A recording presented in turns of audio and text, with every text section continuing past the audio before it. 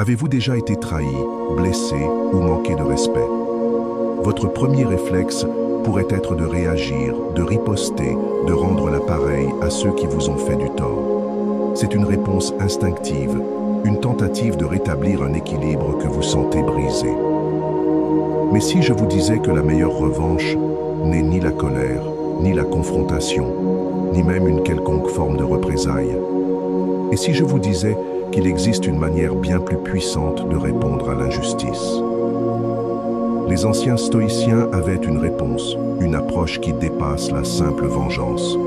Une stratégie qui non seulement vous libère du poids du ressentiment, mais qui vous élève bien au-dessus de ceux qui ont tenté de vous nuire. Car en vérité, la revanche n'a jamais été une question de rendre coup pour coup. La véritable force ne réside pas dans la réaction, mais dans la maîtrise de soi.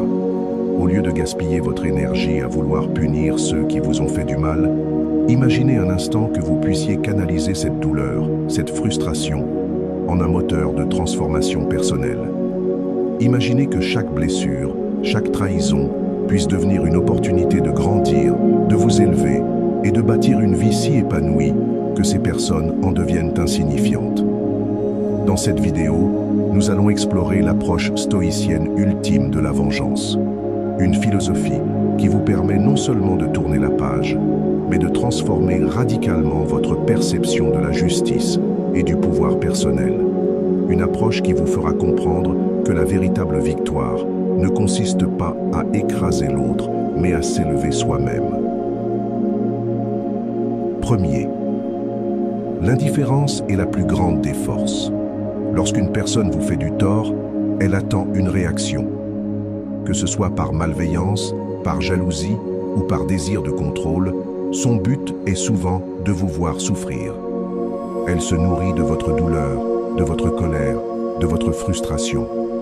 Plus vous réagissez, plus vous lui donnez du pouvoir. Mais le jour où vous cessez de répondre, où vous refusez de laisser vos émotions être dictées par les actions des autres, alors tout change. Marc Aurèle disait « La meilleure vengeance est de ne pas ressembler à celui qui t'a offensé ». Ce qu'il voulait dire, c'est que la véritable force ne réside pas dans la riposte, mais dans le refus de descendre au même niveau que ceux qui vous ont blessé. Ne leur donnez pas la satisfaction de vous voir tourmenté. Retirez-leur ce pouvoir en cultivant l'indifférence. Détachez-vous, avancez. Laissez-les s'enliser dans leur propre amertume pendant que vous continuez à évoluer. Car celui qui est réellement fort n'a pas besoin de prouver quoi que ce soit à ses ennemis. Il se contente de progresser. 2. Le succès est le silence ultime. Les stoïciens croyaient que la meilleure revanche n'était pas la destruction de l'autre, mais la construction de soi. Imaginez un instant la personne qui vous a trahi, méprisé, humilié. Elle s'attend à ce que vous tombiez, à ce que vous vous consumiez dans votre colère et votre douleur. Mais que se passe-t-il si, au lieu de cela, vous prospérez? Imaginez leur désarroi en vous voyant réussir, en vous voyant évoluer, grandir, atteindre des sommets qu'ils pensaient inaccessibles pour vous. Rien ne les déstabilise plus que de constater qu'ils n'étaient, au final, qu'un obstacle insignifiant sur votre chemin. Ne perdez pas de temps à essayer de vous venger directement. Investissez cette énergie dans votre propre ascension. Montrez-leur, sans un mot, que leur existence n'a eu aucune incidence réelle sur la vôtre. Votre succès sera votre plus belle réponse. Troisième, maîtrisez ce que vous pouvez, ignorez le reste. L'une des grandes leçons du stoïcisme est d'accepter ce que l'on ne peut pas contrôler et de concentrer son énergie sur ce qui est entre nos mains.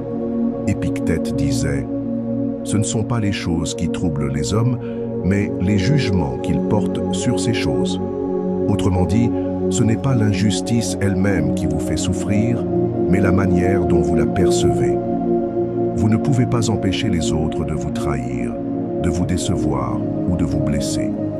Mais vous avez un contrôle absolu sur la façon dont vous réagissez à ces situations. Chaque fois que vous ressassez une blessure passée, que vous laissez la colère vous envahir, vous leur offrez une place dans votre esprit. Vous leur donnez du pouvoir sur vous. Il est temps de reprendre ce pouvoir.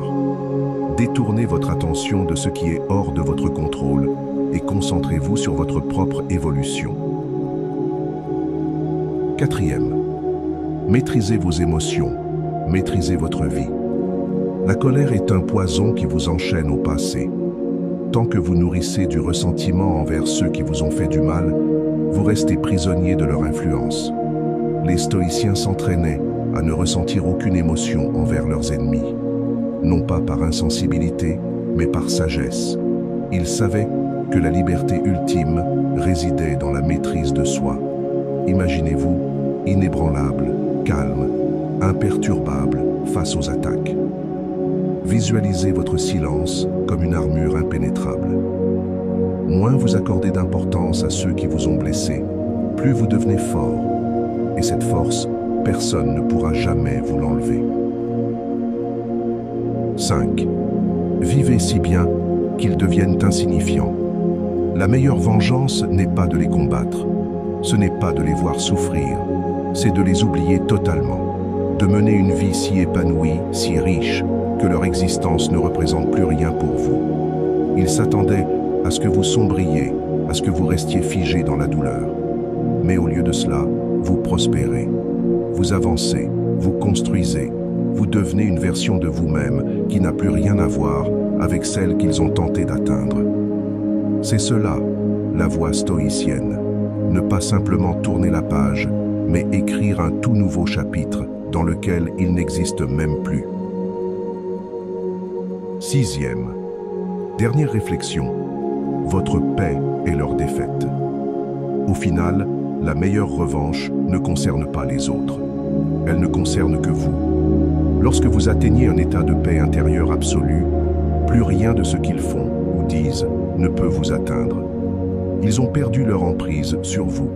Leur influence s'évanouit. Ils deviennent des fantômes du passé, des souvenirs sans impact. Et c'est à ce moment-là, lorsque vous arrêtez véritablement de vous en soucier, que vous avez gagné. Merci d'avoir suivi cette vidéo jusqu'au bout. J'espère qu'elle vous aura apporté une nouvelle perspective sur la véritable force et la meilleure manière de répondre aux épreuves. Avant de partir, laissez une trace de votre engagement en écrivant cette phrase en commentaire « Chaque épreuve me rend plus fort ». Rappelez-vous, la véritable puissance ne réside pas dans la vengeance, mais dans votre capacité à avancer libre, insensible aux provocations. Si cette vidéo vous a été utile, pensez à aimer, vous abonner et activer les notifications. D'autres contenus arrivent bientôt et croyez-moi, vous ne voulez pas les manquer.